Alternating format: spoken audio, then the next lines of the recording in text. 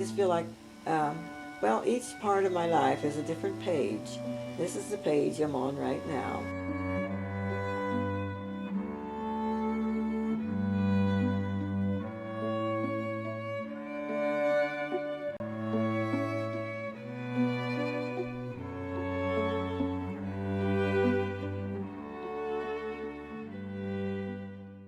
This is Anglene Cookston. This is my fiance's grandmother, and we are here in West Liberty, and we get the opportunity to speak with her today. So how about you tell us about when you were born?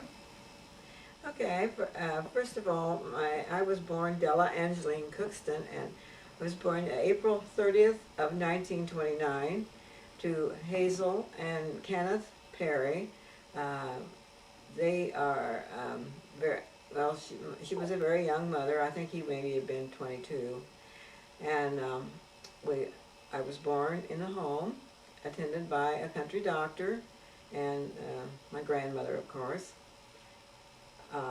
My father was a farmer, and my young mother was a stay-at-home mother. And I might add that we lived with my parents. My father's parents. It was his farm, and my father helped take care of the farm. What did you mainly grow on the farm? Oh, corn, beans, and wheat. And we also, we didn't have big dairy, just enough cows to take care of the family needs, raise chickens. Okay, and you were the oldest? I was the oldest born. How many siblings did you have? I had 2 brothers and 2 sisters. My next sister to me was about 7. I did not have another sibling until I was about 7 years old. That was a girl, Priscilla. My next sister was born about 5 years later. That was Ilo. And then David came along about 2 years later, and Ronald came along about 2 or 3 years later. And we were a pretty happy family. Of course, Ron was not born till after I was married. Oh. I was out of the home, and he, for the first few months, thought I was his aunt. Now, when you were 7 when Priscilla was born? That is right. So you were kind of an only child for a while then. I was rather an only child, and in fact, my sister Ilo said she always looked to me as mother, because I was 12 years older than she was, and helped her on the school bus and would comb her hair and do things like that. What kind of memories do you have when your siblings started being born? Were you ever jealous of them being born, or you usually take care of them? It's been a while, and I don't know that. I knew I didn't get as much attention, although even though I had a busy mother, I had a grandma in the home, and she kind of did things with us kids, played games with us, and that made us not feel so jealous of our siblings. Did you have to do a lot of work on the farm, or did you? I did not go out very far. As I was growing up, was the oldest, so I took care of my brothers and sisters. Mother had a big garden, and when she was out in the garden, I'd be kind of watching over the next in line. Of course, I did help some in the garden, but what I remember is kind of caring for my brothers and sisters. They kind of thought I was bossy.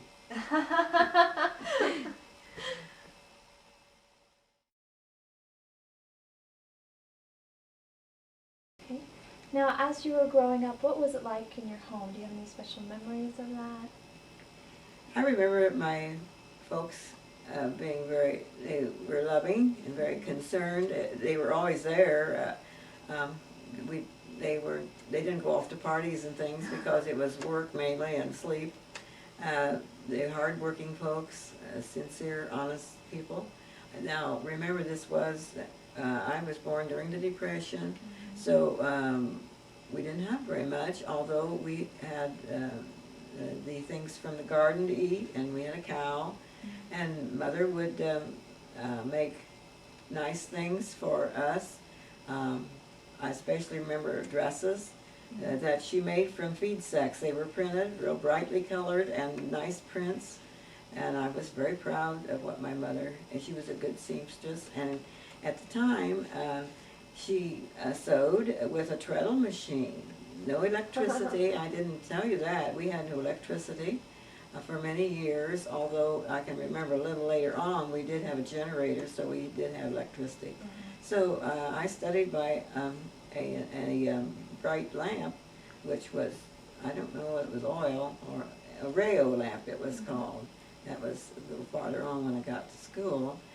But I'm trying to think of memories at home. When I was a very young child, I was told I liked to be outdoors. I was the only child for a while. And of course, we had chickens, and I loved to go out and love the chickens, little soft, fuzzy chickens. And one time my mother found me in the chicken coop, asleep. She looked all over the farm for me. Here I was in the chicken coop, asleep. And just little things like that. And I loved to be outdoors. And I liked to read very much when I was a little girl. That was after I learned to read, of course. But you'd find me under a tree with a book. And in summertime, sometimes I would have a cousin. He would come and stay 3 or 4 weeks. He came from the city, from Springfield, and of course this was a great treat to him to be out there with the chickens and the birds and the bees. And we had quite an imagination. Some of the things that right now it doesn't pass my mind some of the things we did, but I'm sure that they were pretty interesting. What we did. I can remember too that we used to have an old rooster that would flop us, and maybe you don't know what that means, but they didn't like us bothering them, and sometimes they'd flop us. And of course that would be on my way out to the outside bathroom. We didn't have bathroom facilities when I was growing up, so when I was on the way out to the little building, I had to watch for the old rooster. Did you have any special friends outside of your cousin, like any little friends in your life? There was a little girl up the road that Mama and Daddy would take me up to visit with her, and we would play house. We had a little building out in the back, and build mud pie, and play with, make mud pies. I don't know if you've ever heard of that. I have done that. Made mud pies and hollyhock dolls. Hollyhocks are flowers that open, and we take the open part of it, and that would be the skirt, and then we put a little head. The little bud would make the head, and so we had little hollyhock dolls, and it was fun. It was I believe her name was Ruth. Now, do you remember any traditions with your family? Any holiday things that you remember? Any special gifts that you got? Okay, once again, we did not have much money, so most of the gifts we gave that Mother gave us were homemade. Or if we'd give something, we children would give a homemade gift. And birthdays, I remember as a time to have maybe your favorite meal, and a cake with candles to blow out. And that was mainly what we'd have for birthday. No, not usually presents, much presents for a birthday, but at Christmas we would get maybe a homemade rag doll or something like that. I remember one Christmas, I checked with my mother about this, and she couldn't help me with it, but it seems like one Christmas I had scarlet fever, and that was in the younger days, maybe 7 or 8, and I was very sick, and I said I even saw a man on the wall, so it seems like that I must have been hallucinating. Oh, and maybe it was Santa Claus. no, it wasn't Santa Claus, but I did believe in Santa Claus. Up until I was in school before, and that about broke my heart when I found out that there wasn't any Santa Claus. I remember when I found out too. You never want to learn that. You know, because that made me feel so bad. I never did teach my family later on that there was a Santa Claus. We did, and I tried to help them not to make fun of other little children and not tell anybody, because I didn't want other children feeling bad. But that was just a memory. Do you remember going into elementary school when you first started school? Did you like school a lot? Or? I liked school very much.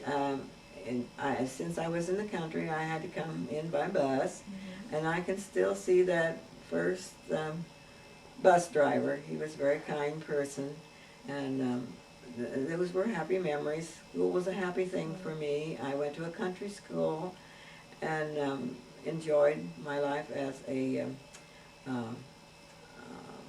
As a child, I like to do whatever the teacher wanted me to. I have fond memories of the teachers I had.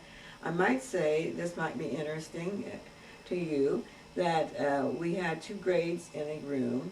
Oh. The first and second were together, and the third and fourth and on up. And one class would be kind of reading or studying, while the other class was reciting.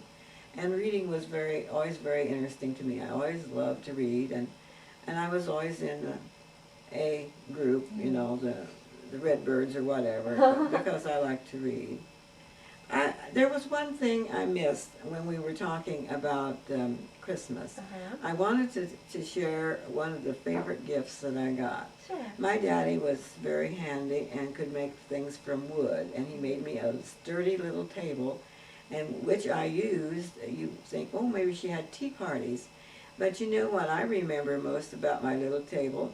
I like to put on an old hymn book on it, and I pretend I was playing the piano, or I'd get my book out, and you see, remember, I was alone for 7 years before I had a little sister, and so I'd use the little table to play school.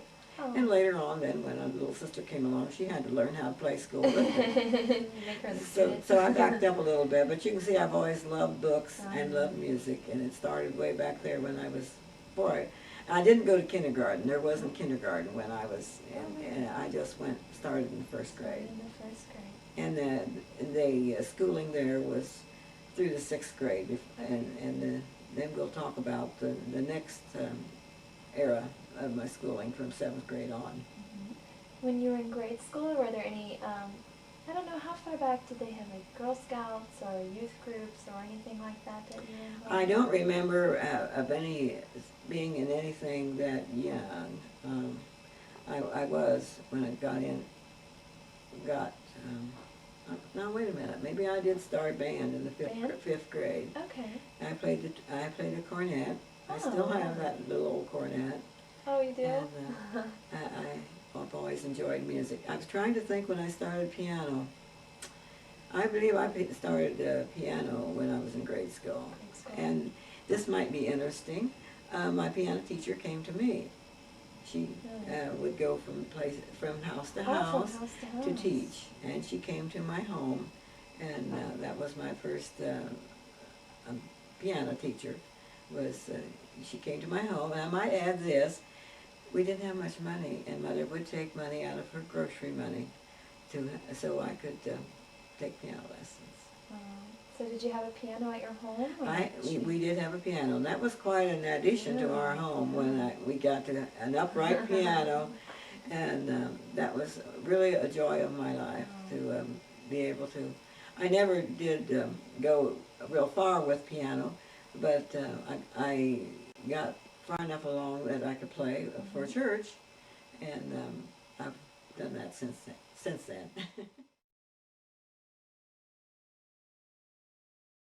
So you mentioned church. Has your family always been active in church ever since you were young? Yes, my folks took me to a little country church just about a mile or two from home. And the name of the church was Jenkins Chapel. It is still there, and it's still an active little church. And I was taken there as a little girl, and went to Sunday school and church all my life, and been very active. And I found the Lord as my Savior when I was about 12 years old. It wasn't there at that church. I had gone to church with a friend up the road, and came home from there from a service, and talked to the Lord, and found him at my bedside at home. So he's always been in your life? Yes, he's always been. And the Lord, you'll hear me speak quite a bit of this because he is my dearest friend.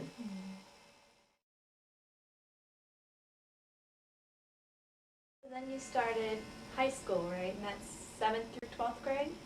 The building had the 7th through the 12th grade. 7th through 12th grade. Yes. And did you continued your band through that, right? Yes, it was more active by then. I was still playing the trumpet, and once in a while, well, as I got older in the senior year, freshman through senior, I played the baritone, and of course that is your counter melody, and I really enjoyed that.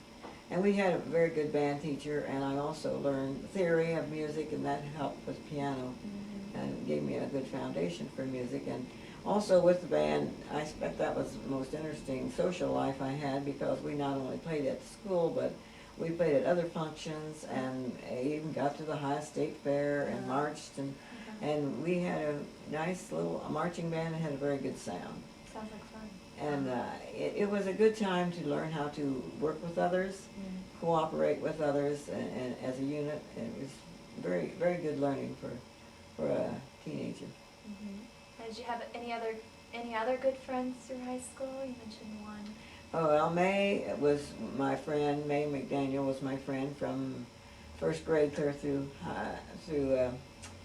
senior year, and I did graduate just with 8 in my class. That sounds funny. 4 boys and 4 girls. Really? The classes were small. Some classes were larger than that.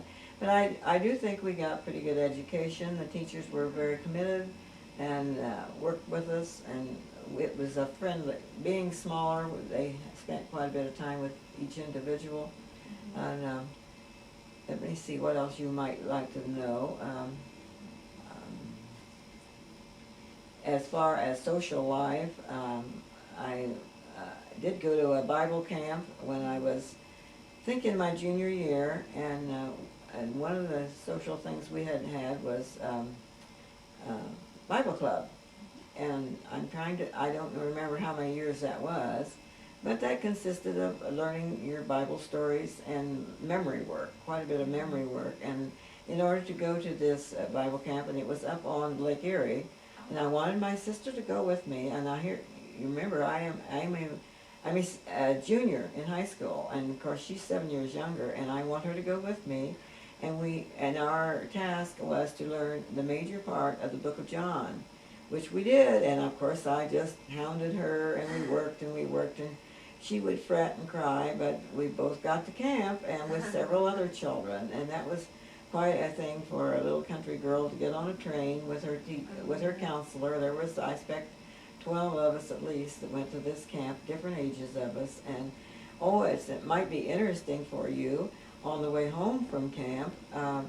This was during wartime, and there were several soldiers on our car. Of course, I was 16, and I was being eyed by some of these soldiers, and that was, I think, kind of scary.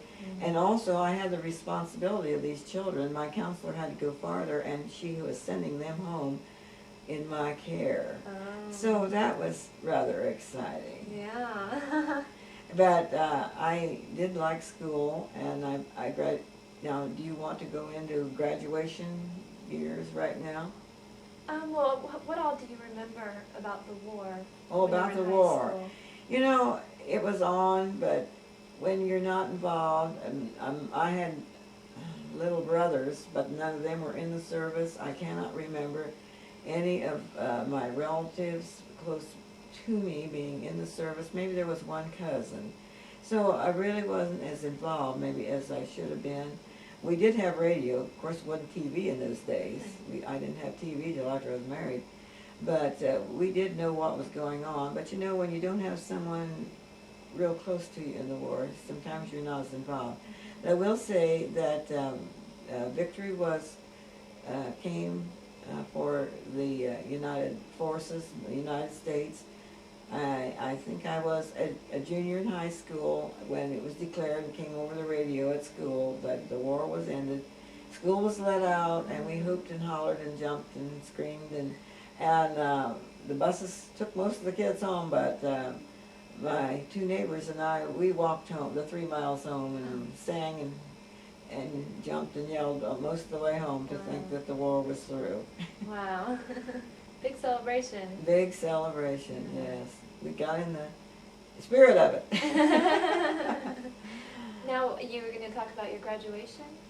I was chosen, what do they call that? The ones who are the best in their class. Valedictorian? Well, I was co-valedictorian. My friend May and I were co-valedictorians, but before that I was chosen on the Honor Society, I think, in my junior year, and that was very nice. And it was nice to see some of the other, and we had an Honor Society banquet that would include juniors and seniors from other schools. and that was exciting.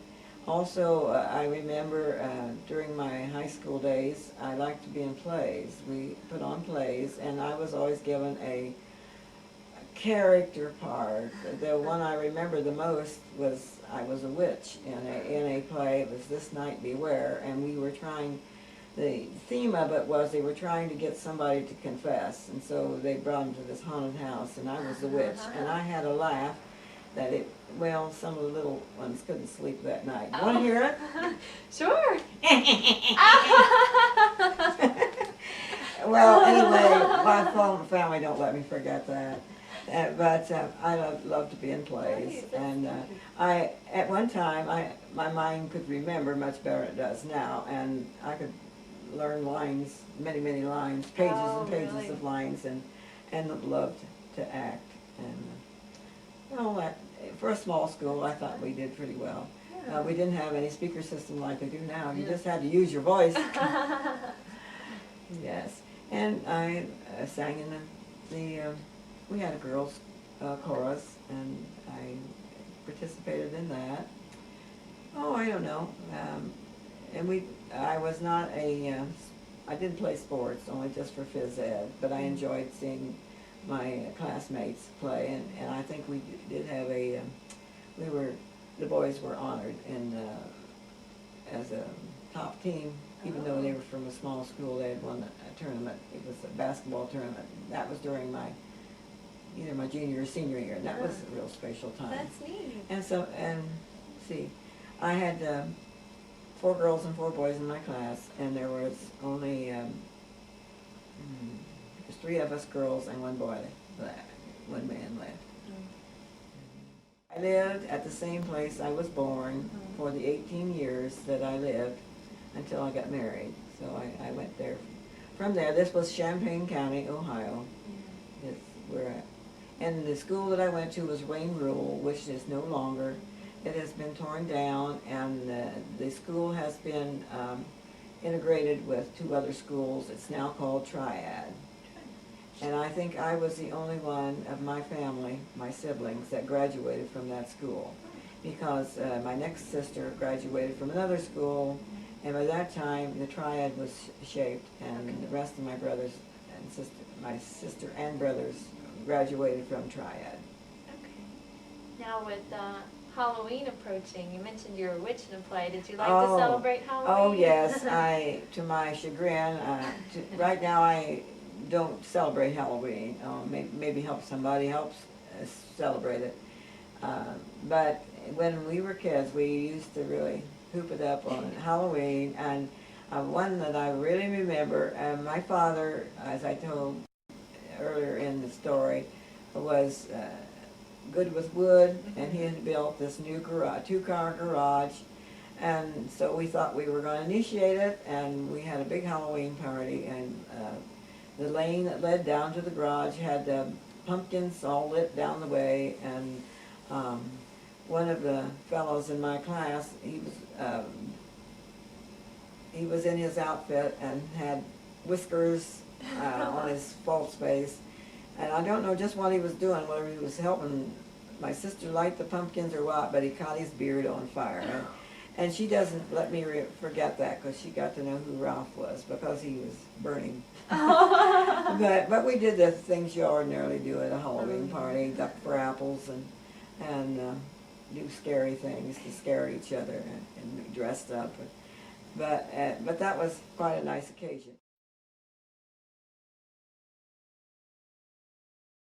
Now, when you were in high school, did you have any regular jobs, or? Okay, when I was about a junior, my first real job was, I think, my daddy took me in to begin with to work at a 5 and dime store, but that got to be too much, and so I stayed the summer in an apartment with another school friend who was about 2 years older than I was, and worked at the 5 and dime, and then the next year I worked in, well, it was a clothing store, but they sold dry goods and things like that too. So I worked there, I think, about 2 years. So that was a good experiment. And and learning to live away from home and learn to keep a little house and I enjoyed that. Of course, when I was there, I did have a visitor every now and then. I had met my husband to be by that time, so he came to visit us there. So you met him in the city, or how did you meet? How did I meet Gail? Gail Cookston. Okay, well it wasn't in the city. I was still in my home. I think I was in my junior year of high school, and I went to this little Jenkins Chapel church nearby, and I had a friend named Amy who had been dating a young man from the West Liberty congregation. And the West Liberty congregation, the pastor's wife was Amy's older sister. So she knew I kind of wanted a boyfriend, so this was a blind date. The first night was a blind date. Although I think maybe I'm a little ahead of my story. From this West Liberty congregation, there were 4 young men who sang as a quartet, and one of the young men could preach. He handled words pretty well and could give a little message. So they were invited down to our congregation there at Jenkins Chapel, and Gail was one of them, but he wasn't the one I was looking at. The one I thought was the nicest looking, and the one that took my eye was the one who could speak also. But of course he didn't have anything to do with me. But a little later on, Amy, that I mentioned before, my friend Amy, got a blind date for me with Gail. So she and her boyfriend came with Gail. Gail was the driver. That was one of the reasons they wanted him, because he had the car. He had the car. So my first date was a blind date with Gail, and most of the places we went was to church, and he didn't.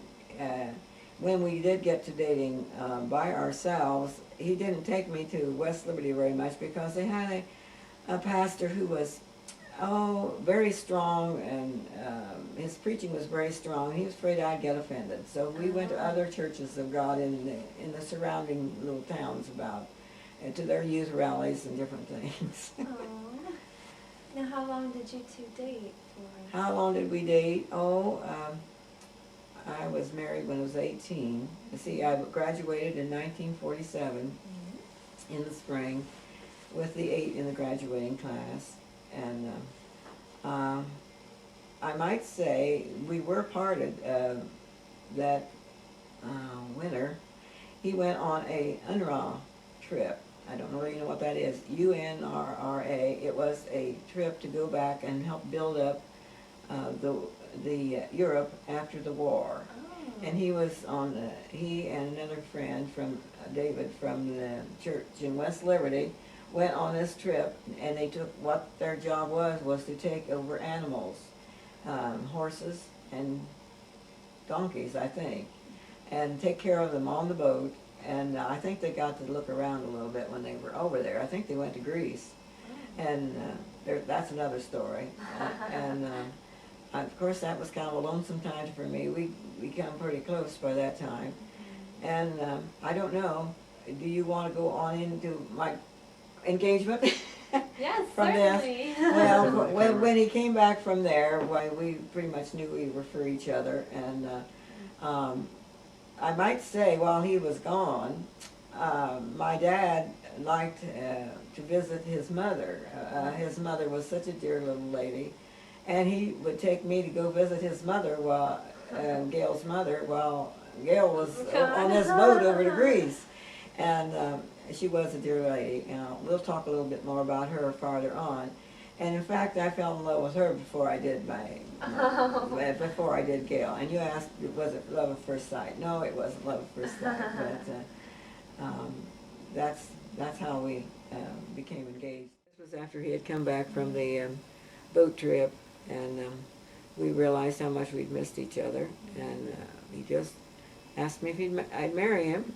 And then he went to, that was quite a thing when he went to my dad, and they didn't seem to find any fault with him. And it was their first, though. You know, when you let your first go, that's something else. And we didn't have any big plans. We didn't have much money to go on. He did have a job, and I was working at the same little factory that he was. And I might add that before we were married, at the engagement, to get our marriage license, I went with him, and they didn't like it very well that he took off because they were moving. He had been living with his mother and his grandfather and his uncle on a farm east of West Liberty. So now we needed a little home just for Gail and his mother and his 12-year-old brother Carl. So they were moving that day, and Gail and I took off to Urbana, the seat of Champaign County, to get our marriage license. And that was an interesting day because it was hard for him to find the right clothes because they were moving, you know. I think he went with one sock of one color and one sock of another color. Anyway, we got the marriage license, and we were married a few days later. And it is interesting to note that we were married by our pastor across the street from where I presently live here on South Taylor. That little home was the church parsonage at that time, and we had the pastor's wife and his daughter as our witnesses. Then we went from there to the nearby funeral home, which had a nice big garage where we had our reception.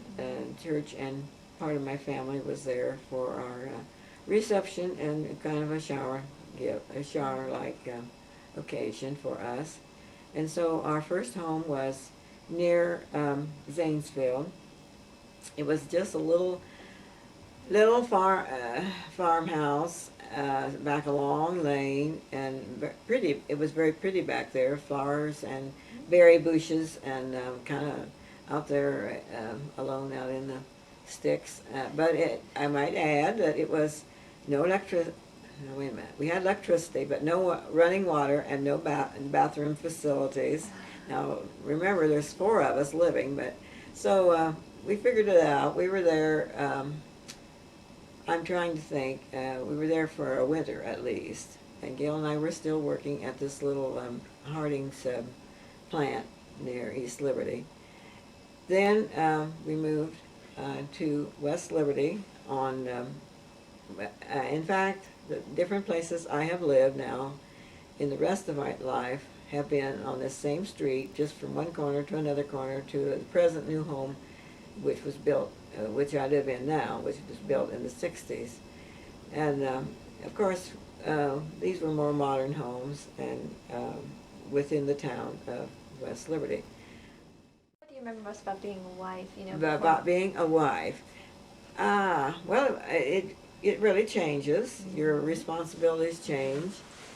Of course, I had a mother-in-law and a kid brother in my home. That was kind of my mother-in-law was a very dear lady and was not hard to get along with at all. I may have been harder to get along with than she was, but, you know, having another kid, see, I was only 19 and this kid brother was 12, so we had sometimes that were fun times and sometimes that weren't fun times.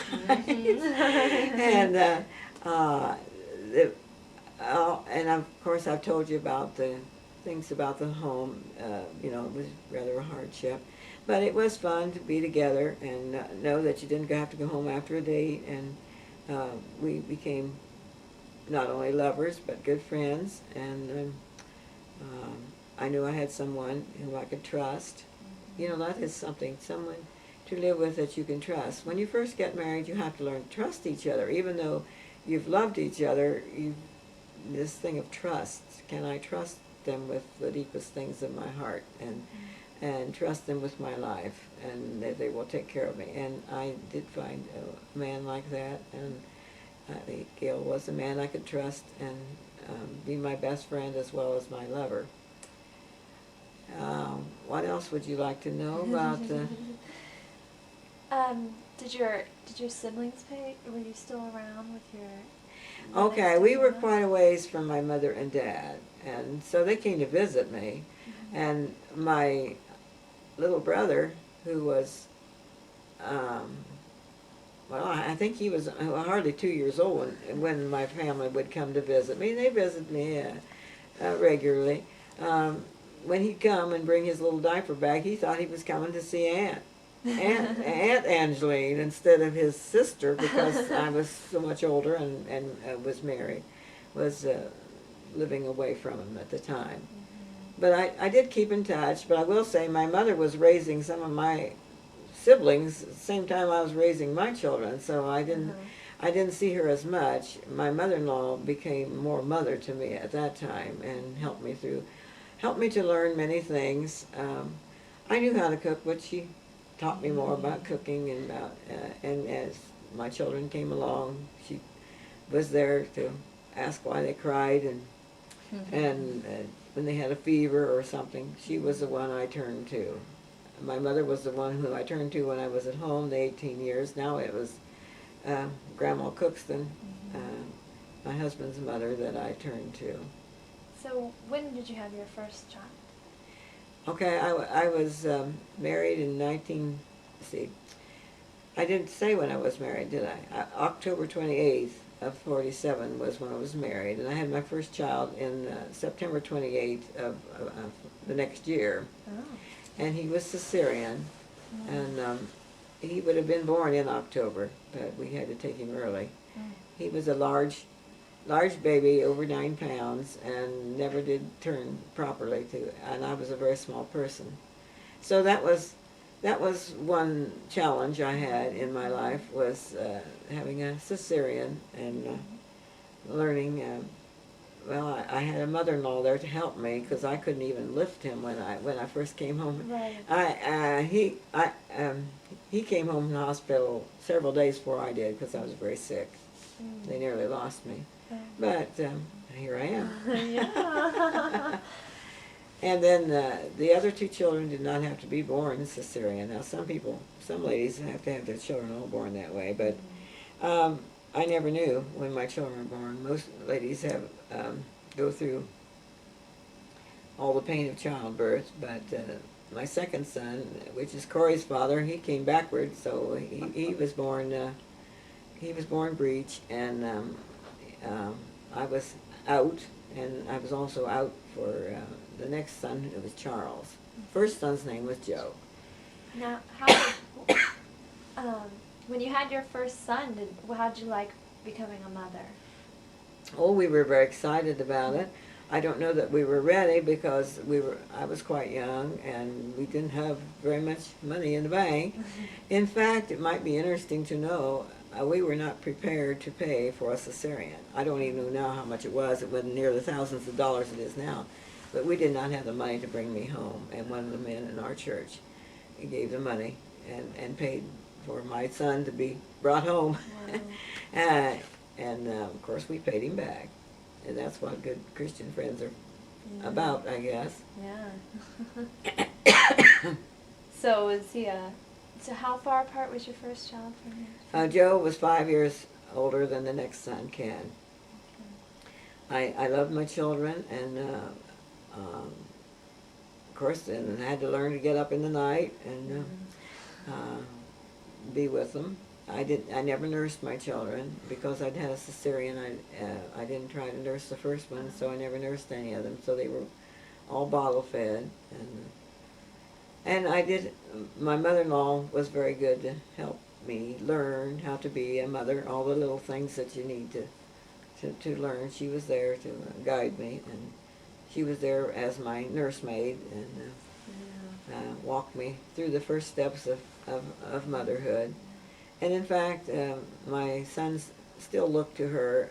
Of course, she is now deceased, but they were very close to their grandmother because she was with them. She was their nursemaid when they were little, and then I had to go to work. When Joe, I have a picture of him in his grandmother's arms. He was not yet 2 years old, and she cared for him when I went back to work. And there was a period of time that I did work, but then I got to be home with, when I had Ken and Charles, I was home for a while with them and really learned what it was to be a mother and get to do things with them and do some things in school with them. Because I like to be with my children and put them to bed. That's when you listen to them, and they're more ready to talk when they're tired in bed. And I wanted to start family devotions, and we, if we didn't all, and Gail was usually doing 2 jobs. He did his day job, and then he'd do moonlight, because we lived over here when they were growing up. He'd be in the garage. But I'd be putting them to bed and reading them stories and listening to them pray. And I felt like that was one very important thing in their life. And I don't know what they did when I worked at night. I don't know whether he did that with them or not. But I just felt like that was, I don't know what you call that a tradition, but that was very important to me. Special to you. Now, isn't the Bible study something that you like, that you continued even, you said you started it in high school? When you were teaching? Oh, yeah, well, I began to teach in Sunday school when I was in high school.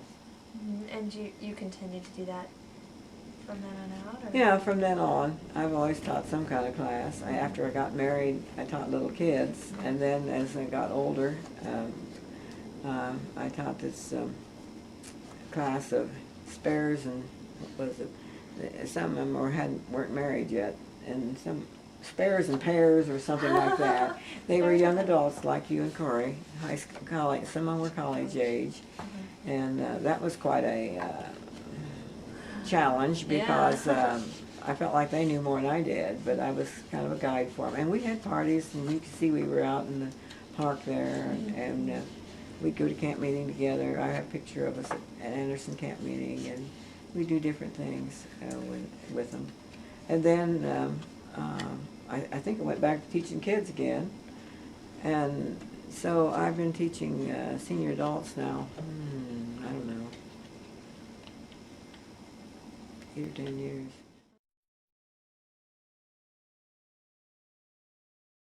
Charles took music, took piano, but most of his was on instruments of some kind, either stringed, or he was a pretty good trombonist in high school.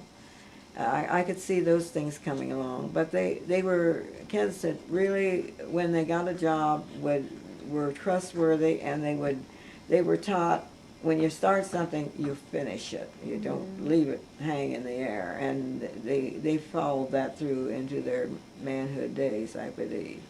And how did you feel when they started to, grow up and you had to let them go to school or get married or? Remember? Well, let's see.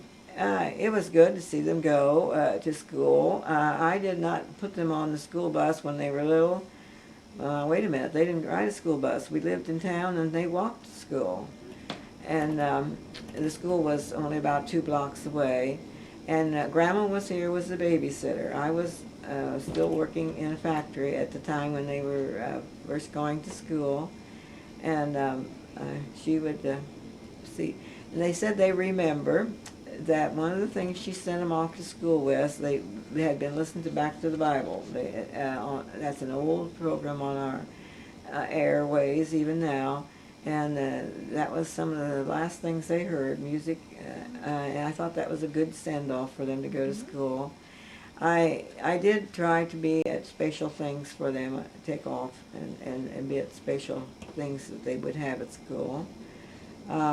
Well, how did I feel when they started leaving home? Well, it was good. The first time they left home was to go to college, and each one left the nest at 19 years of age to go to Anderson College. Each one of them graduated from Anderson College with degrees. And it was a little harder every time one of them would leave. They did come back to visit and come back with a big bag full of clothes for Mother to wash when they'd come back, but that pleased me. And they'd sit up on the big deep freeze with their big long legs hanging over and tell Mother all about what was happening at college and the girlfriends they'd met while she did their laundry. But the hardest thing to do was to give up your last one, to have an empty nest, and that was Charlie. And I think we both shed some tears over that, to think that our last one was leaving the nest. But then we began to see that, well, it was kind of good to be together and maybe the empty nest wasn't so bad after all.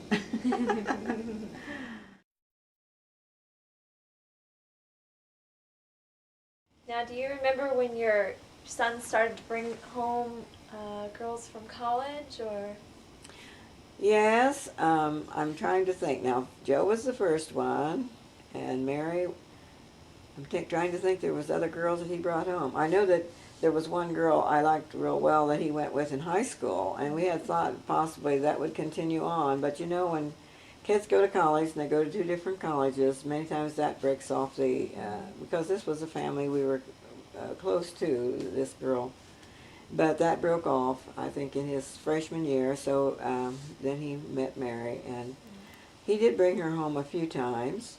And of course, my husband always liked young ladies, and he thought that was great to meet these new girls, and he always had fun teasing them.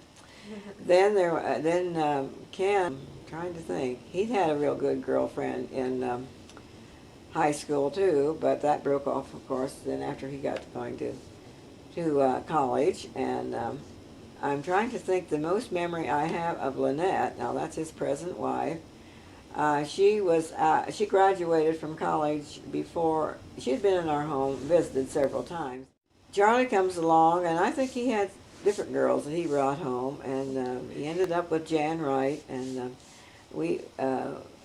my husband and I both liked Jan. She's always a lot of fun, and when she and Charlie were in a group, they were always the fun of the party, and we enjoyed having them bring their girlfriends, which later became their wives. When they left for college, was there anything that you found time that you could do that you weren't able to do when they were around, or any special interests that you found for yourself? Trying to think. I was working. I was still working, and I think I worked all through their college days. Things didn't let up too much for me. Gil had worked as a mechanic, and then he started the Mac tool business. Let's see. I think this started shortly after Joe graduated from college. And so I worked with him with that. So I didn't have much time for myself because he was out on the route, and then I would help. I'd order tools and get tools ready to send in. Mm-hmm. And so as far as my having some free time, well, I always had time. We always made priority for church. That was always a main force of our life. And I taught Sunday school during that time. Even when I was working, you said, did I have time for myself? Well, now I should back up and say, yes, I took time. I would get up early in the morning, even when I had children at home and was working. I would have some devotions, some little time for myself and the Lord early in the morning before I would leave and be at work at 7 o'clock. Then other time at noon, I would get a little time to myself. I'd go to the car, eat my lunch, and I'd pack my lunch, and I would read or study and get ready for a little kids' Sunday school class.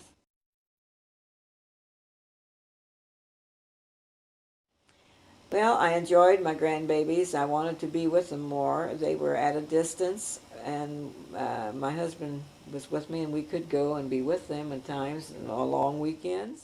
Joe and Mary had two children, Marlo and Joel. Ken and Lynette had a little one, Bethany. And then Cory came along. Tyler's birthdays, and Tyler and Cory both have birthdays at Christmas time. About your life, what technologies have you adopted? I know how you mentioned when you were first born you didn't have electricity or running water. I mean, do you remember the progression of how you got all those new things coming along? Anything that had to do with electricity, we had to learn to do all that. Electric stove, wash machine even. My mother started out washing on the board, and then a gas, and then we had electric washing machine. Of course, a sweeper. I learned how to run an electric sweeper. I did not have TV until in my first years of marriage, and then it was black and white. And I don't remember ever having VCR till well, that was after my husband got in business, and that was in the 70s. We got a VCR. And oh my, it was wonderful. I didn't think I needed a microwave, but after I got one, I don't know what to do without it. Well, I'm a computer grandma. I know enough about computer to be dangerous. I can. That's how I do my Sunday school lessons, is on Word on the computer, and I need it because all my children and grandchildren have most all of them have email, and also I get emails from several missionaries. It's exciting to just keep learning and keep stretching. Well, automobile, my goodness. I learned to drive an automobile my husband really taught me. My father thought I would never learn, so he let my husband teach me how to drive.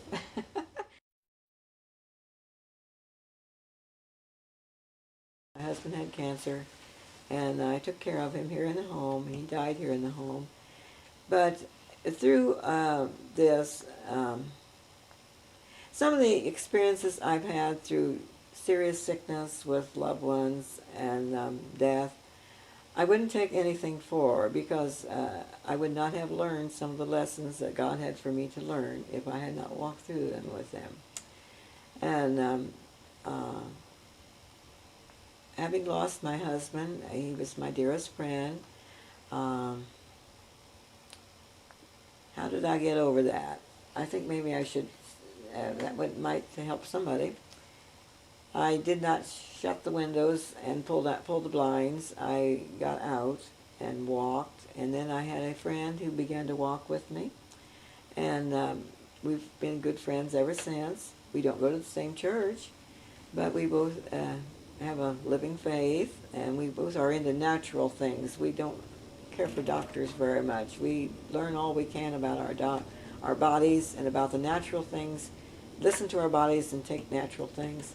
And so we've become friends. That's one of the advantages. And then most of all, though, has been my faith in God. As my husband was dying, he didn't want to leave me because he didn't know how I'd get along. But I assured him that our Lord would take care of me, and he has. And you asked me what would be maybe a motto or something. Now, this is a Bible verse, but it has been very dear to me ever since I was in high school. In fact, it was in a book that was given me for graduation present. Trust in the Lord with all your heart, and lean not on your own understanding. In all your ways acknowledge him, and he shall direct your paths. And we find this in Proverbs.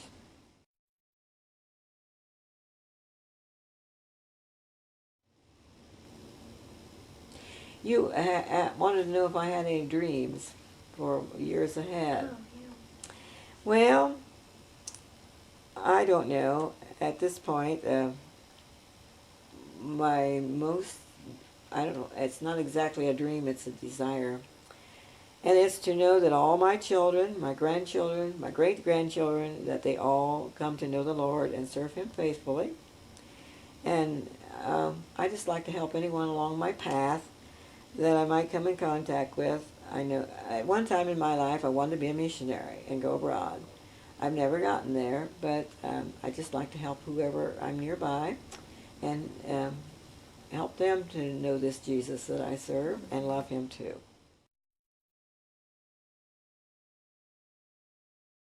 Now I'm teaching senior citizens. I've been teaching them about 10 years in my Sunday school, and it's good to keep on growing and learning. And what is it God has for us now? I am presently going on Tuesdays and have a Bible study for about 45 minutes with whomever will come. It's been ladies who come. They come from two different parts of the nursing home. There's a part they call the inn, and this is sort of assisted living, and then the part in the center where they have all the care. And if they can't come by themselves, they're brought by associates there. And I have a real good relationship with these dear ladies, and we just look forward to singing together and praying together and learning together. I just feel like Well, each part of my life is a different page. This is the page I'm on right now. I do have an elderly mother who she is able to take care of herself in her little home, but I'm with her at least twice a week, help her get to the doctor, and she still is able to shop a little bit. It gets very tired doing it, but she's still able to be out. So this is some of the things that I do now, and some of the things that I enjoy. And so my motto might be, only one life, 'twill soon be past. Only what's done for Christ will last.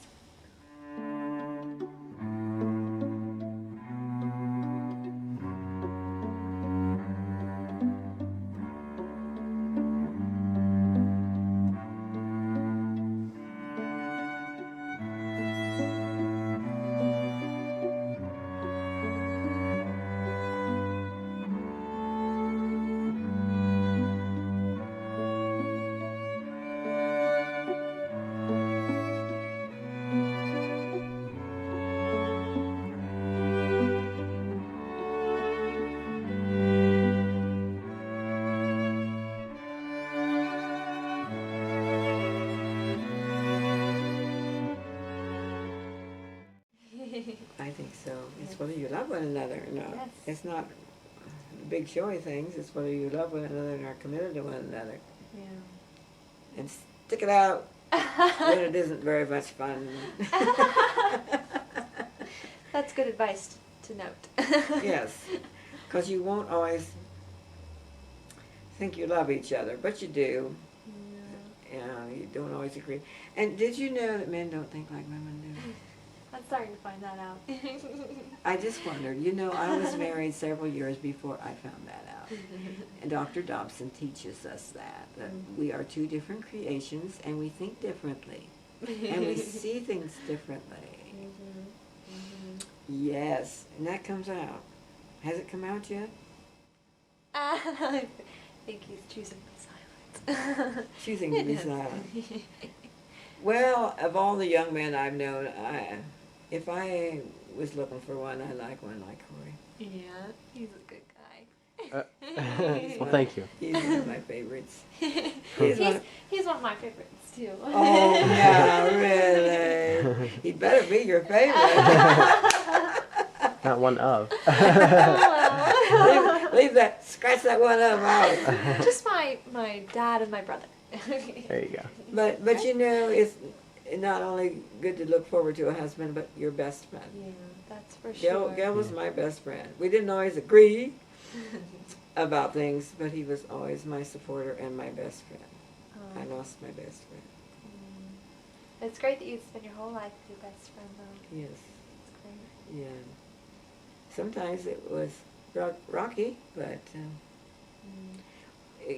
you have to go through hard things to really appreciate each other, really. If it was all bed of roses, you wouldn't appreciate each other, and I think it kind of rough. Okay, all right.